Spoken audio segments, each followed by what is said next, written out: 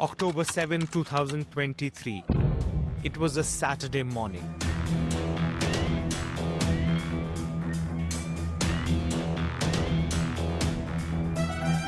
What began like any other day became Israel's darkest since 1948. Sirens, gunfire, panic. Hamas fighters stormed the border, shooting, burning, and abducting. A music festival turned into a massacre. Families attacked in their own homes. By nightfall, more than 1,200 Israelis were dead. Another 250 were dragged into Gaza as hostages. For Israel, it was a trauma not felt in generations. For Gaza, it triggered a war that inflicted unimaginable pain and destruction. Hamas did in a way throw a big surprise. Hamas surprised not with its rockets, because Hamas has been fighting the Israeli army and the occupation forces through those rockets for decades, almost 2 decades. But this time Hamas could get into a large part of south of Israel, kill people in their homes, picked up, people, abducted them. And that death of more than 1,000 people in one morning, in a very short span of time. I was in Israel and I knew some of the university people of the Ben Gurion University who didn't survive this conflict. Who didn't survive the day. Palestinians say October 7 didn't happen in a vacuum. It is just the latest chapter in a struggle stretching back decades. Wars that redrew borders, peace accords that collapsed. And Gaza itself, 40 kilometers long, 2 million people blockaded and suffocating, a land under pressure bound to explode. Israel was formed largely with the support of the Western countries. There was opposition to this massive movement of the Jewish communities into Palestine. There was a certain military opposition to the Israelis. This military opposition was grossly inadequate, served no useful purpose, and Israel was able to proclaim that a state was legally formed in 1948.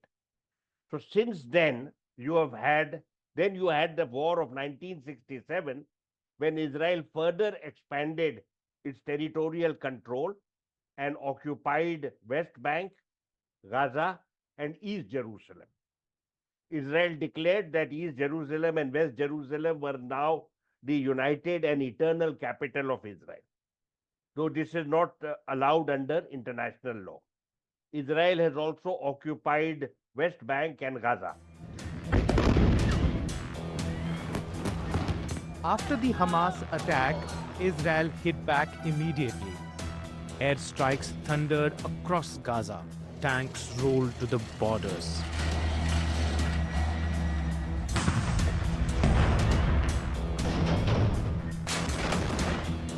For Palestinians, the cost was devastating. Apartment blocks reduced to rubble, hospitals overwhelmed, families fleeing with nowhere safe to go. 2 years later, more than 60,000 Palestinians are dead, most of them women and children. Entire neighborhoods wiped off the map. Yes, I have a lot of friends who were killed during this war.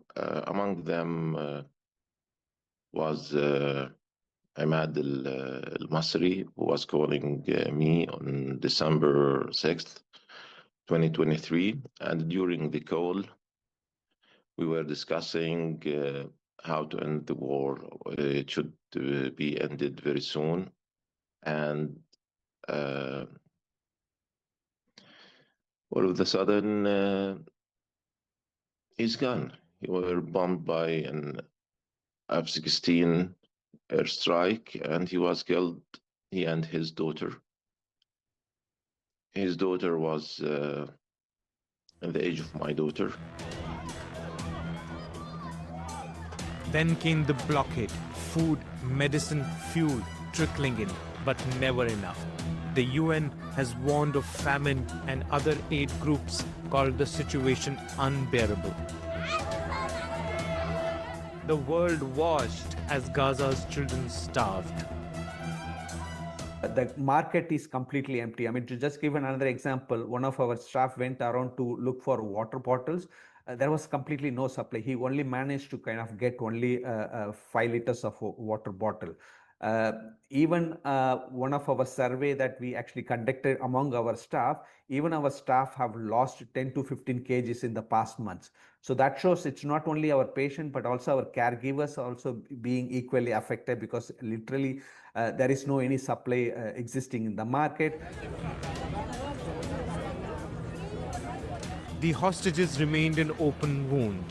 On October 7, Hamas dragged more than 250 people into Gaza.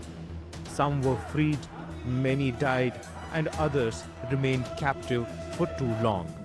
For Israel, the demand to bring them back shook its politics and haunted families for 2 years. There's a story of a Nepalese boy, Bipin Joshi, whose mother and sister just went to Israel a month back. And this boy was a student of agricultural science in Israel, and on October 7th, he was abducted. So I think it's really a very complex political situation. Around the globe, anger against death and destruction in Gaza has been spilling into the streets. Protests erupted in capital cities, calls for ceasefire, flags and chants. In politics, the tide shifted. More countries have recognized Palestine as a state. At the United Nations, Netanyahu's speech sparked mass walkouts, a striking sign of Israel's growing isolation. I think Israel has certainly erred on this notion that everything is fair in a war. That's not the world today.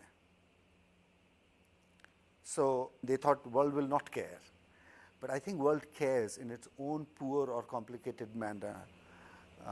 And now Israel is really in a very difficult position when it comes to the public opinion across the world, when it comes to the non-state agencies working in international forums, and when it comes to many of the sports, culture, even academic boycotts. It's difficult. 2 years on, Gaza lies in ruins. Trump's peace plan has promised withdrawal, oversight, and even a path to a long-term solution. This afternoon, after extensive consultation with our friends and partners throughout the region, I'm formally releasing our principles for peace, which people have really liked, I must say. If accepted by Hamas, this proposal calls for the release of all remaining hostages. Under the plan, Arab and Muslim countries have committed, and in writing, to demilitarize Gaza, decommission the military capabilities of Hamas. All parties will agree on a timeline for Israeli forces to withdraw in phases. They'll be withdrawing in phases.